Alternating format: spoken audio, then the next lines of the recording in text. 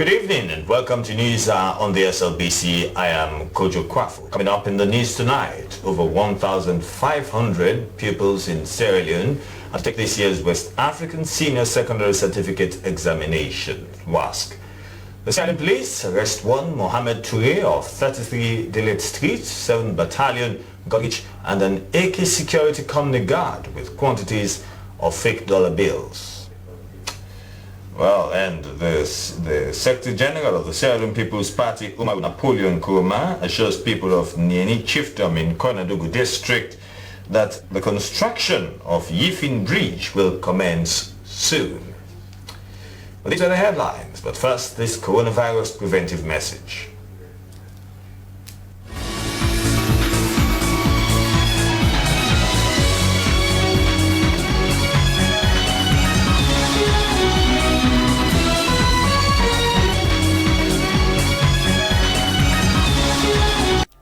You see how this woman wearing mask?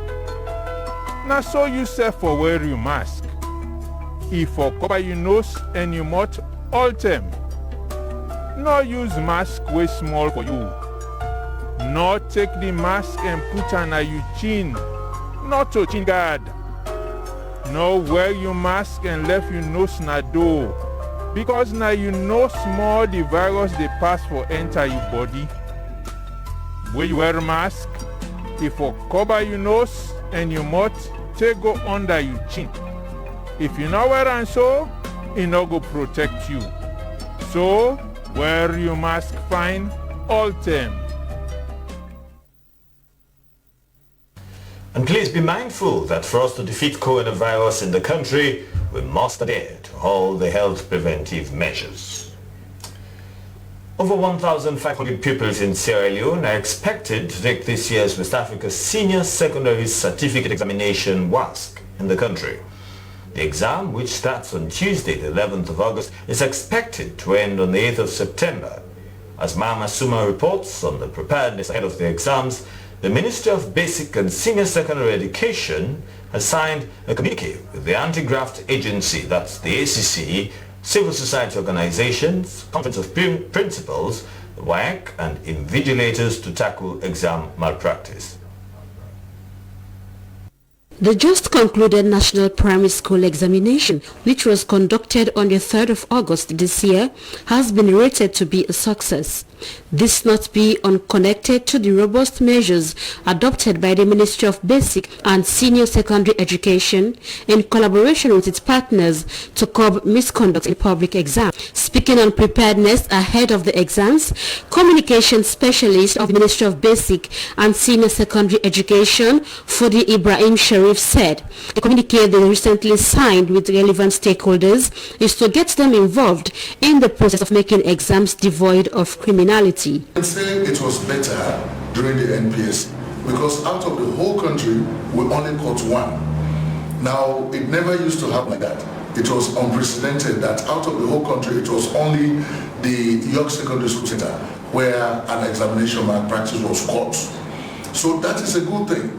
Right? So we are hoping that moving forward it's going to get even better. That is why we are sending a very clear message to all those who may want to participate in or perpetrate examination malpractices that it is either 50 million leones fine or 5 years jail term. Right? So this is serious, and we will name and shame you for the whole public to see that you are the one who is not listening to what government has instituted. The Anti-Corruption Commission is a party to the Memorandum of Understanding signed last month, one of the institutions part of the communique signed to tackle examination malpractice. Last year, the Anti-Corruption Commission's Scorpion Squad cracked down on some notable spots for examination malpractice. Some candidates and their supervisors were arrested in the process and later charged to court. Assistant Public Relations Officer of the Anti-Corruption Commission, Maurice Kante, reaffirmed their commitment to suppressing, preventing and or eradicating exam malpractice, which is a big flesh of corruption in the country. The commission instead will seriously deal with every corrupt person as common criminals, irrespective of who they are. Yeah, again, we have taken off from where we stopped last year, and this particular academic year we are working in collaboration with other institutions that are very pivotal in the conduct of exams, vis-a-vis the Ministry of Basic and Senior Secondary Education, and we're also working with Th Aug. So as I speak, there has been a task force that have been instituted comprising of all these three institutions. And as we know, we have the very famous ACC Scorpion Squad, which are going to be very pivotal in making sure the mandates of the task force is being enforced and achieved. So they will be roaming around. And the good thing is it is not only limited to Freetown. In as much as we have these institutions present in almost all the regional headquarter towns in the country, we have also instructed the management here has also instructed regional offices to work in collaboration with WAEC and the Ministry of Basic and Senior Secondary Education. So we have replicated these task forces in all regional offices, and they are also going to carry out the same mandate. Part of their mandate will be to carry out public education, firstly to prevent the occurrence of these examination malpractices. Last Friday, the Conference of Principals held a meeting with invigilators and did issue a strong warning to respect the principles of public exams or face the full consequences of the law. For SLBC News, Maria Machine reporting. Principals and candidates ahead of the West African Senior Secondary School Certificate Examination have registered optimism of a better outcome of the exams. It could be recalled that schools had closed for 3 months and were only opened for public exams classes early in June this year. But amidst the coronavirus pandemic, candidates were well prepared to face the exams, despite claims of coming out with flying colors. Our reporter Joseph Toure visited some schools in the east end of the city, and he now reports. The West Africa Senior Secondary Certificate Examination WASC is the gateway to tertiary institutions. This year's WASC, which had been initially scheduled to commence second week in March, was interrupted by the emergence of COVID-19. All schools were closed on the 31st of March 2020 to help protect teachers and students. However, schools were reopened only for examination classes about a month ago to help students complete the syllabus in 6 weeks. WAEC, together with the Ministry of Basic and Senior Secondary Education, put out a notice recently stating Tuesday 11th August for the commencement of the conduct of WASC. Though some believe candidates would have had ample time to get themselves prepared for the exams, others say such interruption on the school calendar may have negative impact on their performance. For Abdullah, who teaches mathematics at the school, the success of candidates is a collaborative effort amidst teachers' strides in completing the syllabi. We must be hard-working. We are only here to give them what they're supposed to know. When you go home, we do the rest. We give you the materials, we tell you what you're supposed to do. When you don't know what you're supposed to, then realize the problem. Also, the parents themselves have some problems. They can't of the kids this at home. This revision class here at the Ahmadiyya Muslim Secondary School campus in the east end of Freetown at the 11th hour would appear to send a message of candidates' readiness. Mustafa and Zainab are set to write the exams in less than 24 hours. They boast of making it through the exams with flying colors. We studied relentlessly, very hard, and as you can see right now, currently we are in school taking classes. That is to show that this is not joking time. This is a time for seriousness. I can rate myself 95% prepared for this examination. I bought my key topic past paper 1999 to 2019. They have made it like a booklet, so I've been using that, tracing the points, so I can say I'm 80% ready. I'm 80% ready, and I have the confidence that yes, indeed, I can do it, and I can start this exam just once, with or without the help of my teachers. Ahmadiyya has over 1,000 candidates. Amid the COVID-19 pandemic, what measures are being put in place by the school authorities to ensure a safe examination atmosphere for candidates. Yeah, government has already paid the subsidies into our accounts and we have utilized those money. All the materials necessary for the examination are all in place. But everybody without the marks will not enter the examination room. And that has been communicated over and over to them.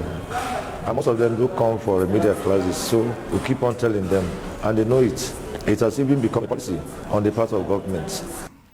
We also visited Municipal Senior Secondary School at Kisidokiad, and this teacher, Usman Sise, takes us to one of the exam centers. For them, only 150 candidates would be allowed in this 300 capacity hall. Hygienically, they seem well prepared. We have about 24 classrooms. We're going to use all the classrooms, and some of these classrooms we have to give all about, because we have dual tables and chairs, so at least 2 people to 1 table, so we have space. That's a social distance we are going to observe for these pupils, and that is one of the things we are taking to. And we have a lot of Veronica buckets around, so when they come in the morning, we have the thermometer. We are going to test them, their temperature, and we are going to ensure that they do their hand washing before they enter the classrooms. The practice of reading effectively ahead of public exams and a safe environment for the conduct of such exams is worth emulating even in post-COVID-19. SLBC, Joseph Toure reporting. As candidates prepare to take the 2020 West African Senior School Certificate Examination, just unprepared are the education authorities for this conduct, especially to avert the numerous examination challenges. Ibrahim Fodel Sharif, spokesman for the Ministry of Basic and Senior Secondary Education, was earlier at our New England studios and spoke to Daphne Kimar-Macaulay. That are supposed to be around for the examinations had arrived and are all in the centers. They are ready for the exam. So yes, the exams are on track, and that government has done quite a lot to provide support, motivation, inspiration to these children. So it is our hope that they should be able to do the things that they are supposed to do to ensure that they pass the examinations, and that they are not jittery, they are not over worried, there's no anxiety, that they should be able to take the exams tomorrow. That is our hope, because we have prepared them very well. However, in as much as we are providing all of these supports to them, we want the students and all other people who may be thinking about participating or perpetrating examination malpractices to know that government is very strict with examination malpractices, because examination malpractices have dented a lot into the integrity of our education as a nation. It has brought embarrassment to us. It has brought a national disgrace to us. It has put other people's lives in danger. And so it is not just an educational issue now, it is also a national security issue. That is why the president intervened last year and put together a task force on examination malpractices. That task force worked between May of 2019 to October of 2019, and then the Ministry of Basic and Senior Secondary Education took over and brought together national consultations where guiding documents were developed, detailing out the roles, the responsibilities, and the actions that are supposed to be taken by national stakeholders together to eradicate examination malpractices from our country, because we know how it cannot help us to grow as a nation, and so that communique was signed, by national stakeholders on July 16, 2020 this year, talking about the joint actions of all of the national stakeholders. What are they supposed to do together to ensure that there is no longer examination malpractices in our country? What are the specific roles and responsibilities of each one of the national stakeholders? Like, for instance, what is the ACC supposed to do to get rid of examination malpractices from Sierra Leone? The Sierra Leone Police, the Ministry of Justice, the Office of National Security. What are all of these national stakeholders are supposed to do individually to get rid of examination malpractices?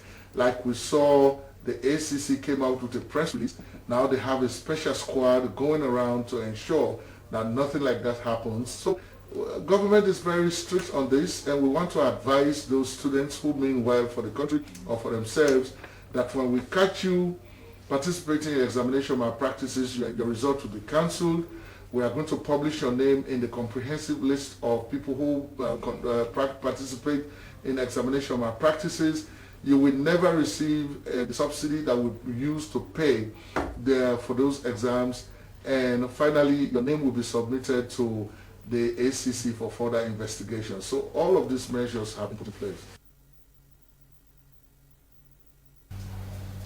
That was the communication specialist in the Ministry of Basic and Senior Secondary Education, Ibrahim Fodai Sharif. As government secondary school for girls in Potloko nears completion, resident minister of the Northwestern region has expressed her appreciation to President Julius Maada Bio and Mercury International for building the first ever and still the only secondary school for girls in the district. Honorable Aissata Abdullahi Kamara was speaking to the management of Mercury International while inspecting the construction site of the school located on the outskirts of Potloko town. Suri Ibrahim Kamara sent in this report read by Patrick Sagan. The Potloko Government Secondary School for Girls is going to be the first secondary school for girls in the district. It is going to be the first secondary school designed with a modern outlook. The school has 4 sections. The administrative section holds the principal's office, staff room and library. The other wing houses the physics, chemistry and biology laboratories. The rest of the 2 sections will serve as classrooms.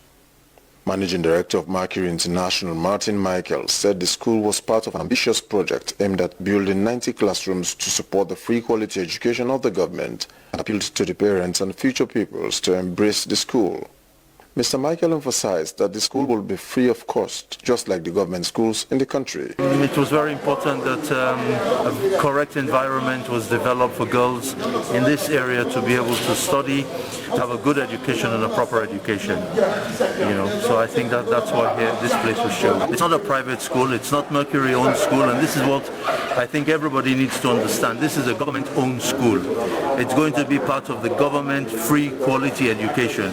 The managing director also said that Mercury International was working with the Ministry of Basic and Senior Secondary Education for the construction of early childhood development classrooms, which would focus on the construction of kindergarten and primary schools. Resident Minister of Northwestern Region, Aissata Abdullahi Kamara, was particularly impressed that the government chose Potloko to commence the project, which is near completion. Madam Kamara said the presence of the government secondary school of girls in Potloko will inspire so many girls in the district to embrace education. This school is going to be the hub, the nursing ground for future women that will be substantive, excellent, and women with integrity within that region. And I'm sure this is the beginning of that. We are going to groom women, just like what you've seen in Harford School, just what you've seen in Matura, just what you are seeing in Freetown with Convent, FSSG and Walsh. That is the kind of concept we want to build. The school is both a gesture of Mercury International's corporate social responsibility and support to the Ministry of Basic and Senior Secondary Education towards government's flagship program. Construction started in March and is expected to be completed in September.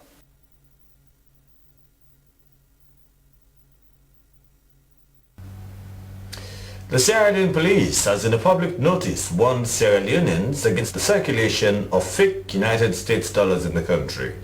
The notice, which was published after the arrest of one Mohammed Touré of 33 Billet Street, 7th Battalion Godrich, and an AK security company guard with quantities of fake dollar bills. Hawana Conte takes up the story.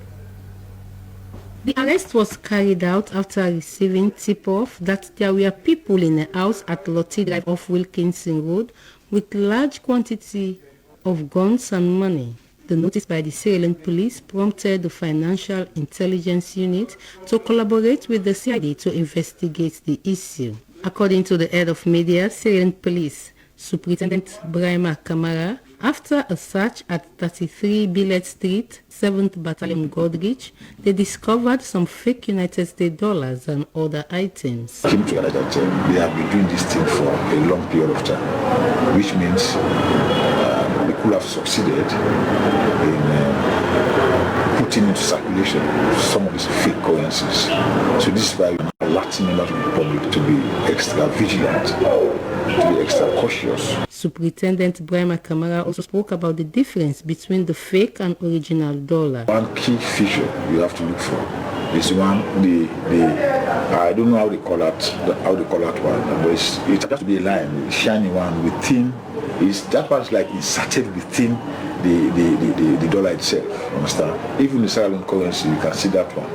Director of Financial Intelligence Unit David Bobo said they have been taking concrete steps to protect the financial system from the infiltration of the said counterfeit notes in circulation. He noted that his unit is working with the police and other law enforcement agencies to not only investigate but also clamp down criminals that are running the fraudulent syndicate. Assist the law enforcement agency to be able to trace the evidence and use those evidence to be able to prosecute those who are involved in such unlawful activity.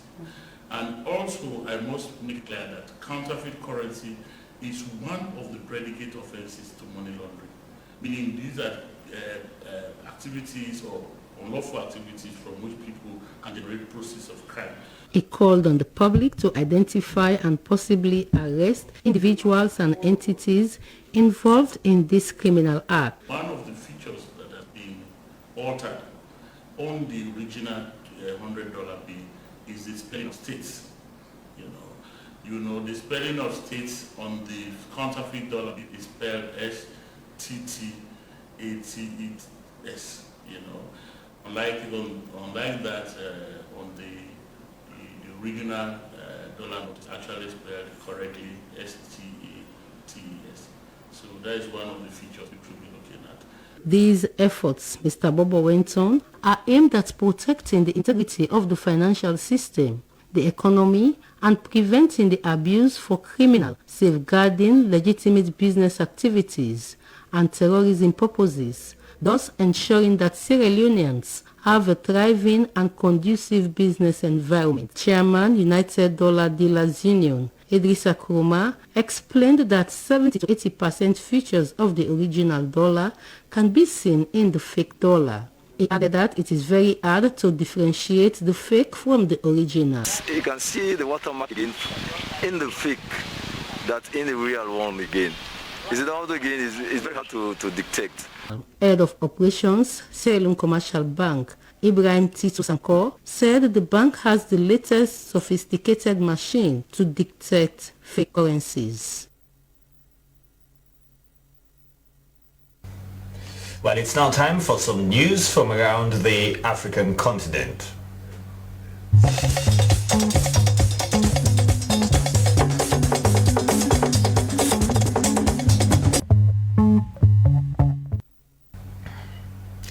A court in northern Burundi has sentenced 2 men and a woman to 30 years in prison for attempting to assassinate President Evariste Ndayishimiye after the stones at his convoy. Local radio station Isanganiro reported that the prosecutor requested the court in Kayanza province to jail the 3 to 7 years for causing insecurity for the president, but the court decided to convict them of trying to kill him and sentenced each of them to 30 years in prison.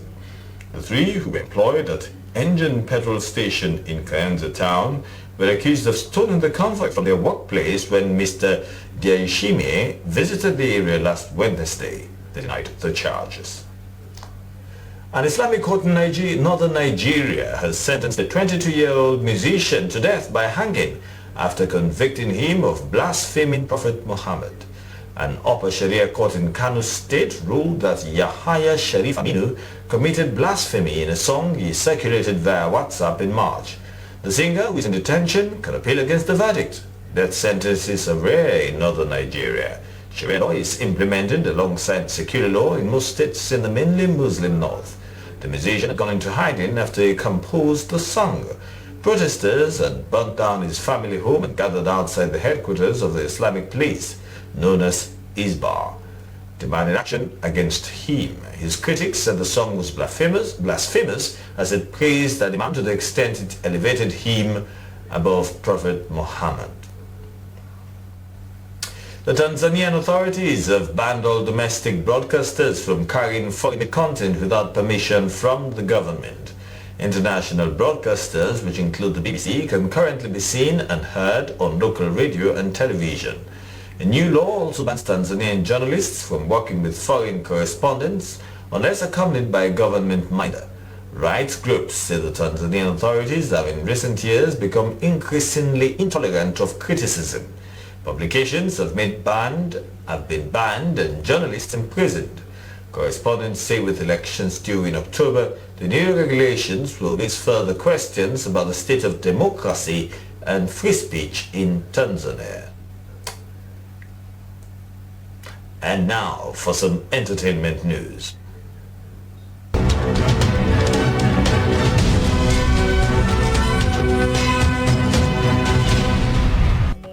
Hello and welcome to Entertainment News. Emerson Bokari has finally broken his silence by releasing a new album titled 9 Lives, over 2 years after dropping a controversial hit. The new album 9 Lives has 18 songs ranging from gospel to revolutionary, but most trending among them is a song titled Coconut Aid. Then they fixed in them make we wait. From where them born we dey no more, we dey wait, just dey wait. Government they come and go and left we on the bed, big debate. Another generation don't come meet we on the way. Welcome to the way, you still no say na boom bamboo you lay. The 14-minute, 14-second songs, which resonates with the current daily living condition of the union and governance system, is in almost everybody's cell phone. 2 of Big Brother Naija housemates have been evicted, summing up to 4 housemates that have left the Big Brother house. Toshi and Eric were part of the 4 with the least votes.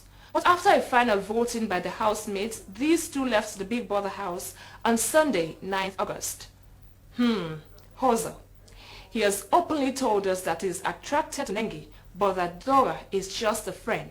He means Dora is just a friend. This clouded issue has now been straightened, but not after Lucy and Nengi had a heated confrontation. The argument was sparkled by what Nengi considered as gossip of her by Lucy, that Nengi is only leading Ozo on knowing full well that she doesn't want to date the younger man. Now, on what has been certified as a love triangle among Kidewaya, Eric and Lekon, Lekon seems to be on the losing ending though, but interestingly, or should I rather say to add salt to injury, Eric and Kid were busy with their romance while Oga Lekon, a musician, got jealous and was left to cry inside their room. So sad. It's very interesting. Thanks for joining me. I am Cynthia Kamai. Goodbye.